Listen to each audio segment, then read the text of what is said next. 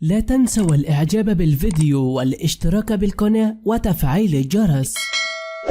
الوضع الذي نعيشه حاليا، المجلس النيابي ربما يمنح الثقة، ربما لا يمنح الثقة.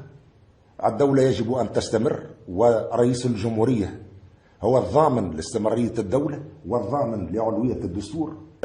تصريح ناري من قيس سعيد. صرح قيس سعيد في فيديو عرضناه لكم في بداية هذا الفيديو، حيث قيس سعيد يشرح عن وضعية البلاد، حيث قال أن مجلس النواب يفعل ما يريد، حيث أنه يعرف أن هذا لمصلحة البلاد التونسية، حيث قال أن تونس هي الجميع يعمل من أجلها لأجل النهضة، وستبقى تونس فوق أي أحد. اللهم احفظ تونس يا رب، واحميها وابنائها من شباب ونساء، اللهم آمين يا رب العالمين. اللهم احفظ الرئيس قيس سعيد من الحاقدين والفاسدين عليه، اللهم آمين يا رب العالمين. اللهم اجعل تونس في المرتبة الأولى عالميا.